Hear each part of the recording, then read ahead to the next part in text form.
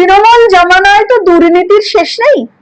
Dear lottery থেকে শুরু করে কয়লা, জমি, বালি কোনটাই বাদ যায় না। এবং এমন এমন দুর্নীতি সামনে এসছে যেগুলো নিয়ে এখন আর আলোচনা করার কিছু নেই। ইতিমধ্যেই তৃণমূলের একাধিক কাউন্সিলর থেকে শুরু করে যারা নেতা মন্ত্রী তারা গ্রেফতার।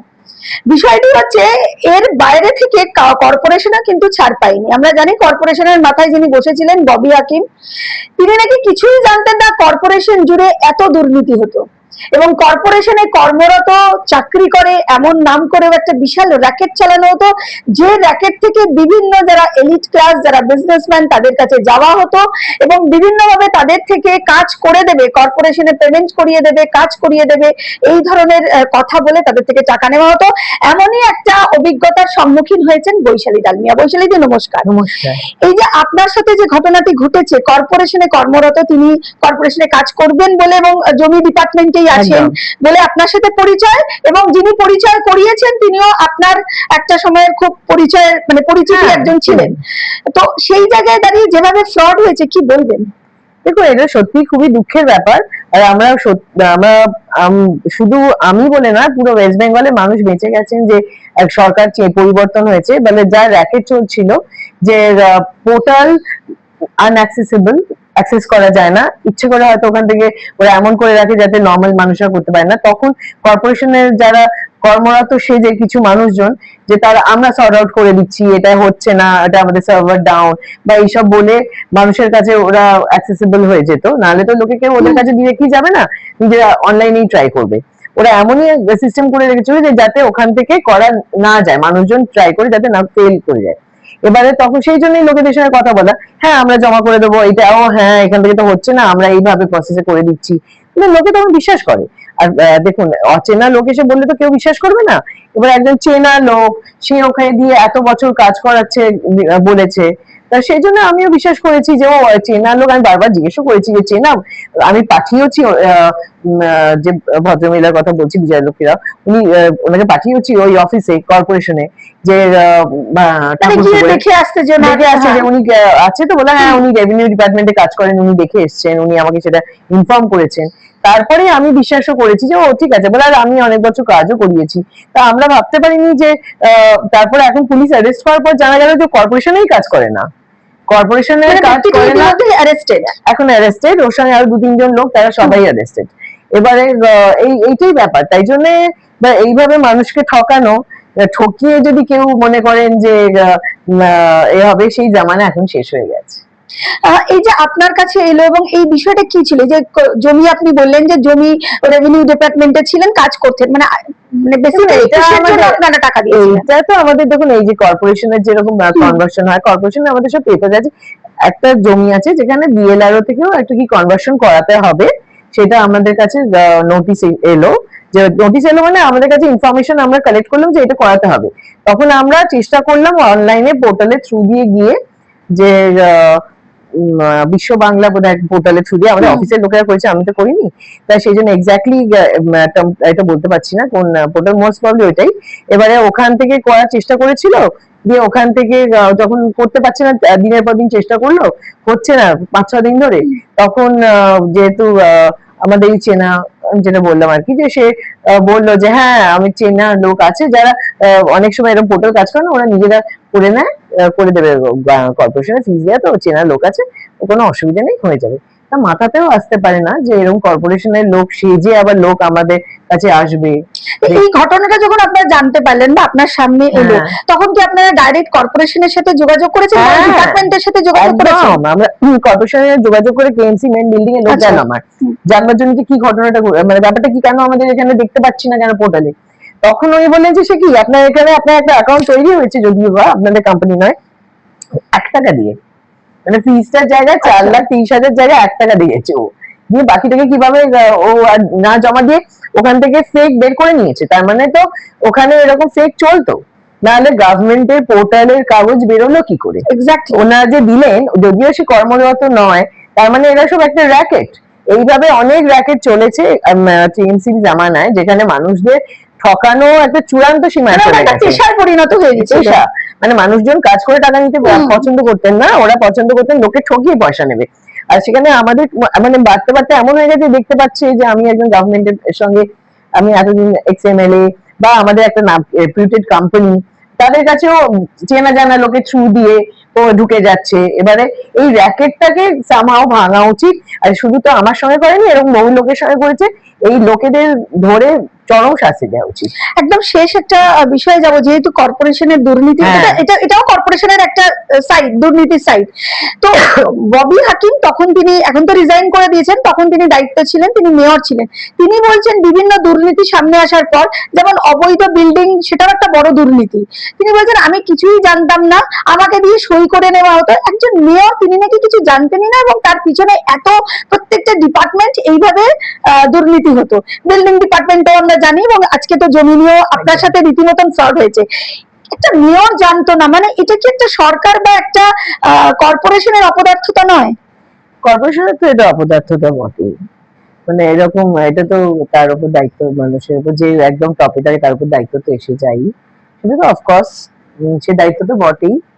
আর এই যে বিল্ডিং যে দুর্নীতির কথা বলছেন, আমি যখন এতে ছিলাম, বালিতে এমএলএ ছিলাম, আমি যে মনে আছে কিনা আপনাদের জানি না, যে বালিতে যখন আমি এমএলএ ছিলাম, লাস্টে টিএমসি থেকে আমাকে ওরা বহিষ্কার করেছিল। উইদাউট ইনফরমেশন, আপনাকে কিছু না জানিয়ে। চ্যানেলে একটা বসেছিলাম, সেই চ্যানেলের মাধ্যমে একজন লোক, সে আবার কংগ্রেস থেকে আসে, সে ডিক্লেয়ার করলো যে এইভাবে মানে আমাকে নাকি বহিষ্কার করা হলো। কেন?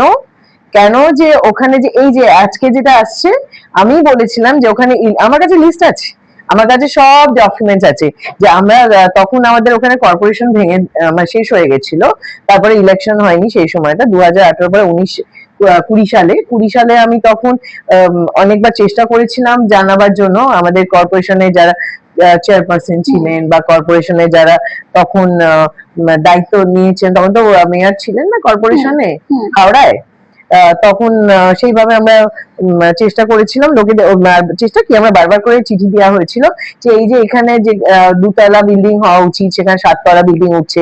এমনকি একটা ভোট বাগান বলে একটা জায়গা আছে, সেখানে উপরের তলাগুলো এমন কম ফাউন্ডেশনের উপর উঠালো, ভেঙে পড়ে গেল। তলা দিয়ে একটা ছোট মেয়ে একটা স্কুলে কলেজে যাচ্ছে, তার মাথার উপর পড়ে সে মারা গেল। মানে ইয়াং মেয়ে, 17-18 বছরের একটা কলেজ পড়ুয়া মেয়ে, সে মারা গেল। সেই নিয়ে অনেক চেষ্টা করেছিলাম। এই যে কিছু কিছু মানুষজন কয়েকটা জায়গায় ইলিগাল কনস্ট্রাকশনের সঙ্গে যারা জড়িত, সেই তাদের আমি হাইলাইট করেছিলাম।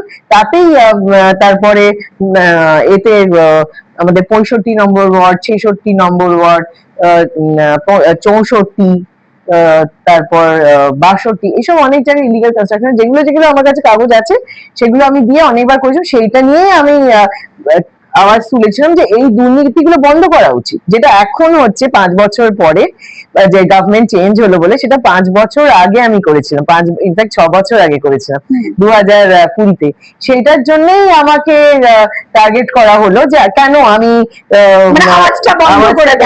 মুখটাকে বন্ধ করে দেওয়ার জন্য, যে যাও তোমাকে এত সৎ হতে হবে না, বিল্ডিং পড়ে মরে যাক মানুষ, ইলিগাল কাজ চলুক, কর্পোরেশন একটা পয়সা পায় না ইলিগাল কাজের জন্য, তা গভর্নমেন্টে তো ঠকে যাচ্ছিল।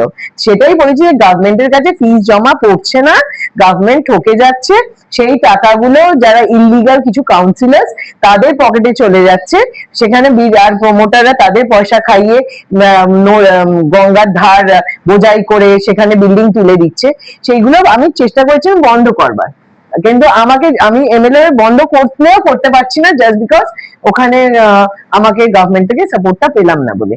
সেখান থেকে আমাকেই সরিয়ে দেওয়া হলো, কেননা যে তুমি কেন এই কথাগুলো বলছো। আমি এমনকি মাননীয় মুখ্যমন্ত্রীর কাছেও বাড়িতে গেছিলাম এই কথাগুলো বলতে, যে একজন 66 নম্বর ওয়ার্ডের কাউন্সিলর, যে একজন মানুষকে কিভাবে হ্যারাস করেছে, প্রাণ হারায় সেই লোক, সেগুলো নিয়েও কথা বলতে গেছিলাম। আমাকে বলা হয়েছিল প্লিজ এইসব নিয়ে কোনো কথা না বলতে, জাস্ট ডোন্ট ডিস্টার্ব, হ্যাঁ এইসব নিয়ে কোনো কথা বলা যাবে না। সেই জন্যই তখন আমি ওনাদের কাছে গিয়ে আমি কথা বলতে পারছি না টপ বসের, তখন আমি বাধ্য হয়ে আমি তখন আমাকে যখন ইন্টারভিউ করা হয়েছে পাবলিকের সাথে, আমাকে তো গভর্নমেন্টের পোস্ট দেওয়া আছে, আমি তো পাবলিক রিপ্রেজেন্টেটিভ, আমি তো পাবলিককে দেখবো না একদম। সেই জন্যই আমি মানুষের এখনো আমাকে বালির লোক ভালোবাসে, প্রচন্ডই ভালোবাসে। 2021-এ যখন ইলেকশন হলো, আমাদের কাউন্টিং করতে দিল না বলে রেজাল্ট জানা গেল না, কিন্তু আমি তো জানি যে কি ঘটনাটা ঘটেছিল। এবারে কাউন্টিং হয়েছে ঠিকভাবে, তাই জন্য দেখা গেছে যে কারা মানে কোন দল এগিয়ে গেল। আর সেবারে কাউন্টিংটা সেবার কেউ ভাবতেও পারিনি যে ভেতর থেকে গিয়ে এরকম জোচ্চুরি করতে পারে, কাউন্টিং করতে না দিতে পারে, মানুষদেরকে মারধর করতে পারে, বোম ফেলতে পারে, মানে প্রচন্ড চূড়ান্ত সীমায় হ্যারাসমেন্ট করতে পারে, 11-12 রাউন্ডের পরে কাউন্টিং বন্ধ করে দিতে পারে, এইভাবে যে এত অত্যাচার করতে পারে, সেগুলো তো তখন এইটাই হলো। তা সেই বলছি আর কি যে এই দুর্নীতিটা অনেক দিন ধরেই আমি আওয়াজ তুলেছি। আমি যেহেতু গভর্নমেন্টে কাজ করেছি, শুধু তো আমি এমএলএ ছিলাম না। দেখুন আমি 3টে হসপিটালকে ট্রান্সফর্ম করেছি, অনেক রকম ওখানে সিট চেঞ্জ করেছি। একটা হসপিটালে যেখানে জল জমে থাকতো কোমর অব্দি, সেই হসপিটালকে চেঞ্জ করে সেখানে এয়ার কন্ডিশন ওয়ার্ড তৈরি করা হয়েছে। আর তার সঙ্গে তাও আবার কোম্পানি, বিভিন্ন কোম্পানিরা হেল্প করেছেন ওখানে সিএসআর দিয়ে। সেইভাবে আমার অনেক কোম্পানি এগিয়ে এসে করেছে। গভর্নমেন্টের যেহেতু ফান্ড শর্টেজ ছিল হসপিটালস এর জন্য, আমি এমএলএ ফান্ড থেকে যতটা পেরেছি ইনফ্রাস্ট্রাকচার দিয়েছি। তার সঙ্গে অনেক মানুষজন এগিয়ে এসে নতুন নতুন মেশিনারি দিয়েছেন, সব টেস্টিং ইকুইপমেন্টস, এয়ার কন্ডিশন করার জন্য একটা আলাদা জায়গা করা হয়েছিল যেখানে এক সেকেন্ড। তাই সেই জন্যই বলছি যে এইভাবেই এগুলো হয়েছিল। এবং দেখুন আমি একটা প্রথম এই বলবো যে দেখুন, আমি অত পদের লোভী নই যে পদেকে আঁকড়ে ধরে যেরকম করে আমাকে সরিয়ে দিল, কিন্তু আমি তো মানুষের রিপ্রেজেন্টেটিভ, মানুষের জন্য আওয়াজ তো আমি তুলবই। তা সেই জন্যই আমি মানুষের জন্য আওয়াজও তুলেছিলাম। আর এখন দেখাও গেল যে কি দুর্নীতিটা হয়েছিল, যে একদম টপ থেকে নিচে অব্দি সব উইপোকার সুপের মতন ধ্বংস হয়ে গেল। জাস্ট একটু আমার মানে সৎ পথে মানুষ সাহস নিয়ে এসে একটু উইপোকাদের সরিয়ে দিয়েছে, ভেঙে গেছে। একদমই নতুন সরকার এসছে, কি বলবেন নতুন সরকারের 2 মাসের এই পারফরমেন্স নিয়ে? অসাধারণ, খুব ভালো কাজ হচ্ছে, মানুষজন অনেক খুশি। এটা খালি একটা পলিটিক্যাল পার্টির জয় নয়, এটা মানুষের জয় হলো।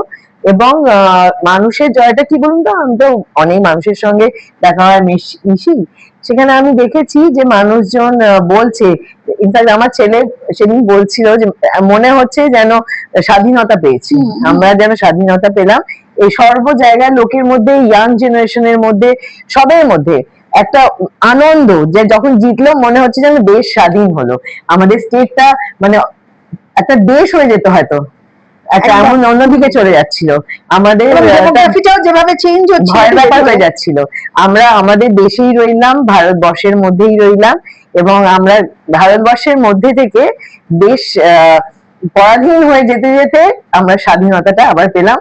অসংখ্য ধন্যবাদ আমাদের এখানে যারা কাজ করেছেন, আমাদের মুখ্যমন্ত্রীকে ধন্যবাদ যে উনি অক্লান্ত পরিশ্রম করেছেন, এবং বিভিন্ন মানুষজন, কার্যকর্তারা যারা মানে ছোট নিজেদের মানে জীবনের মানে যত পুঁজি আছে লাগিয়ে অব্দি গভর্নমেন্টের মানে মানুষের পাশে দাঁড়াবার চেষ্টা করেছিল, বা যখন আমরা পোস্টে ছিলাম না, সবাই কার্যকর্তারা এগিয়ে এসে কাজ করেছে।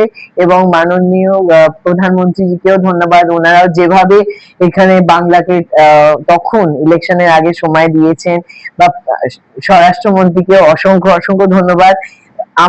আমার কাছে মানে বিরাটই ওটা একটা ব্যাপার যে উনি এসে থেকে যে উনি দেশকে কিভাবে উনি বাঁচালেন, এটার জন্য ওনাকে স্যালিউট। বৈশালী ডালমিয়াকে কি আগামী দিনে আবার অ্যাক্টিভলি রাজনীতিতে দেখা যাবে? দেখুন, রাজনীতি মানে হচ্ছে মানুষের পাশে থাকা, রাজনীতি মানে পোস্ট না গো, যে পোস্টকে আমি পোস্টে না থেকেও মানুষের সেবা করতে পারি, তাই না? সেটা তো দেখো, আমি সব কাজ করতে ভালোবাসি, কাজ করতে পারি, এবং গভর্নমেন্টের অজস্র কাজ করেওছি, শুধু হসপিটালস নয়, হোম চালিয়েছি, ওখানে হোমেও অসম্ভব চেঞ্জ করেছি, সেগুলো অন্যদিন একদিন নয় গল্প করে বলবো। কিভাবে মেয়ে ওখান থেকে রাত্রিবেলা পাচার হতো, তাকে বন্ধ করে ওখানে বড় বড় কোম্পানিদের এনে ক্যাম্পাস ইন্টারভিউ করিয়ে তাদের চাকরি করিয়েছি, এবং অন্য অনেক রকম করেছি ওখানে কাজ। তা সেই জন্যই বলছি যে মানুষের পাশে থাকাটাই হচ্ছে আসল জয়। সেই আনন্দ, জয়ের যে আনন্দ, সেটা আমি উপভোগ করছি। শুধু রাজনীতি নয়, এমনই একটা মানুষ যে রাজনীতির বাইরে গিয়েও পদ না থাকলেও মানুষের পাশে ছিল, আছে এবং থাকবে। অসংখ্য ধন্যবাদ দর্শক বন্ধুদের যারা এতক্ষণ অনুষ্ঠানটি শুনছিলেন। নমস্কার। নমস্কার।